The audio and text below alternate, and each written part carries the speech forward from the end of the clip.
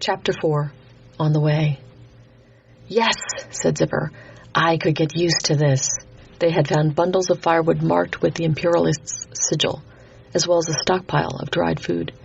They figured they were on official business and could avail of themselves of them. With further exploring, Zipper had found wheels of cheese in the basement and a ton of cider. The cheese was a bit green, and the cider was not really aged to its best, but roasting the former and mulling the latter helped. "As long as they don't take it out of our paycheck," said Delta. Zipper shrugged. "Well, they won't take that feather bed upstairs out of mine." They had found the bed in what looked like the owner's room when they did a walk around through the inn. Anything of value that was easily portable was gone. Anything left was stowed in good order. This wasn't a panicked retreat. Clearly, Imperialist scouts had used it as a base, and there had been no looting. Much like the bodies they carried, for insurrectionists, they were awfully law and order focused.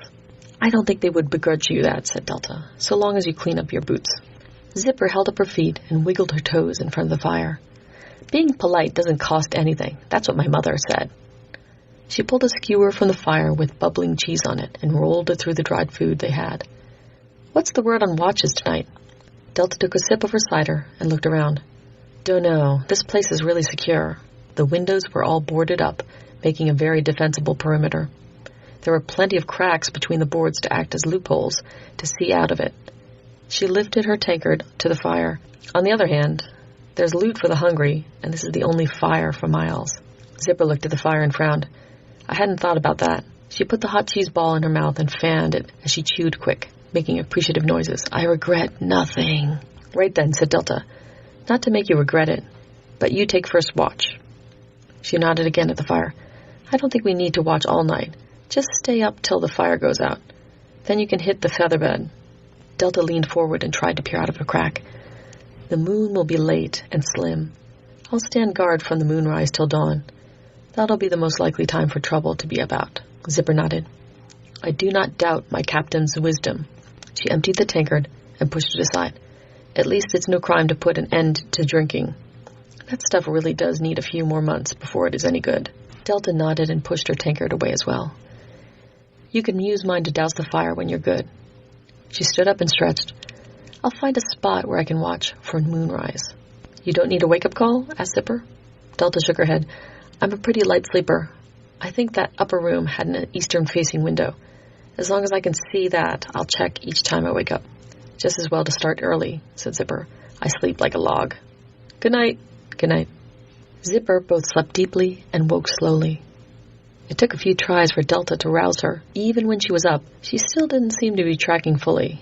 At least, not until Delta pressed her spear into her hand. Then she grunted and tried to make more sense of what was going on. Delta beckoned her to the window in the hall. She stopped, frozen for a moment, pulling Delta to a standstill.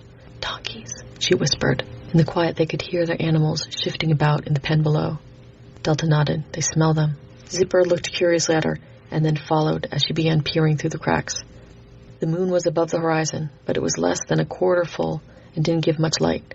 The sun was not far behind, and already the quarter of the sky was glowing with the pre-dawn light. The constrained view through the slits in the boards showed only shadows, long, lanky fingers of darkness made by the moon in a night already dark.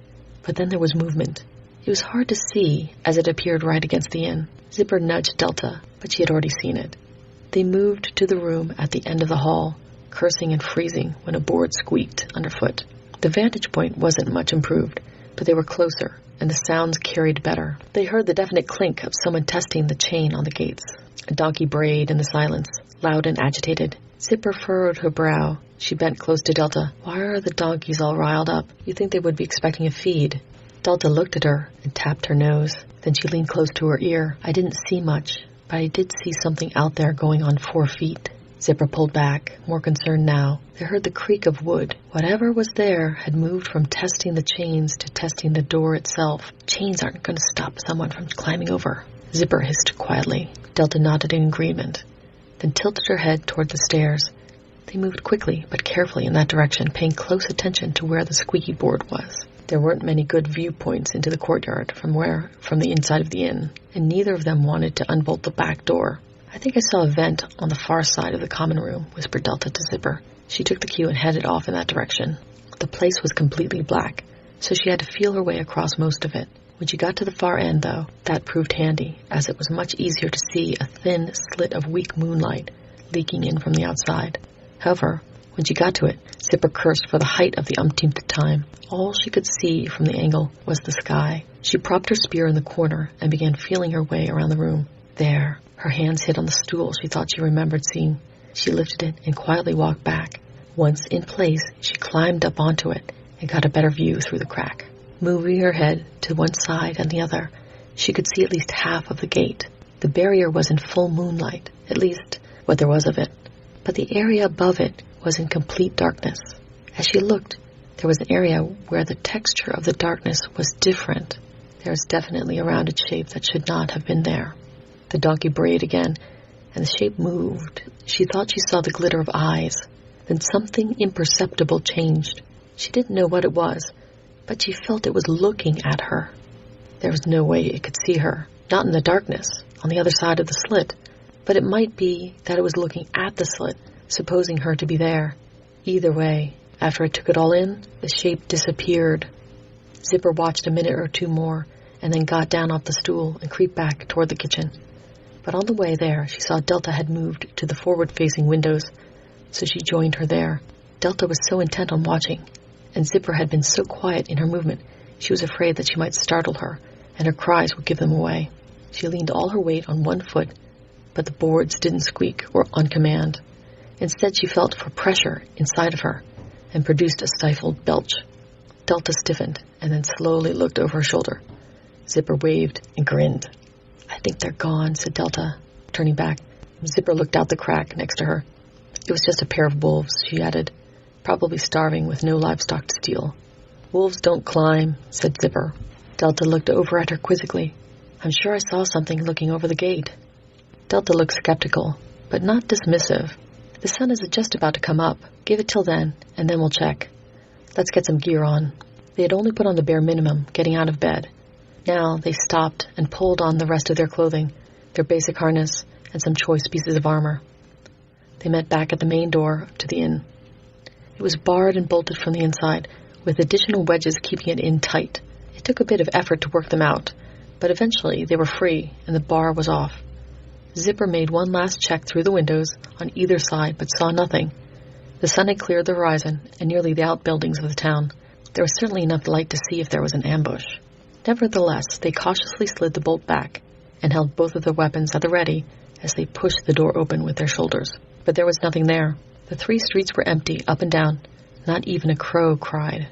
Delta squatted, still standing on the lintel, and examined the ground. It's not good ground for tracks. Hasn't rained in days, so no mud. Not all that dusty. Gravel is terrible for prints. "We might have better luck near the gate," said Zipper. "Probably," said Delta, straightening up. "But let's cross first." She stepped out into the street, Zipper following, and crossed until they were opposite the inn. Delta then looked critically up and down the inn. "If it was me," Delta said, "I'd have come in from there, and then kept close over there." She pointed at different approaches, and where you could see and where you could keep close to the wall, and out of the view of the windows. She pointed at different approaches, and where you could keep close to the wall, and out of view of the windows. "If I was interested in the gate, there's a good overhang on the right side, very much out of sight."